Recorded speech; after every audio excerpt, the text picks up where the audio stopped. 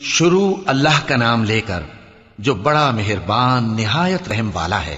सूरज की कसम और इसकी धूप की, और चांद की जब वो उसके पीछे चले, और दिन की जब वो उसे रोशन कर दे, और रात की जब वो उसे छुपा ले, और आसमान की और उस जात की जिसने इसे बनाया, और जमीन की और उस जात की जिसने इसे फैलाया, और नफ्स इंसानी की और उसकी जिसने इसे दुरुस्त करके बनाया। फिर इसको बदकारी से बचने और परहेजगार बनने की समझ दी कि जिसने अपने नफ्स को पाक रखा वो मुराद को पहुंचा, और जिसने इसे खाक में मिलाया वो नामुराद रहा। कौम समूद ने अपनी सरकशी के सबब पैगंबर को झुटलाया। जब उनमें से एक निहायत बदबख्त उठा तो अल्लाह के पैगंबर स्वाले ने उनसे कहा कि अल्लाह की ऊंटनी और उसके पानी पीने की बारी से खबरदार रहो, मगर उन्होंने पैगंबर को झुटलाया।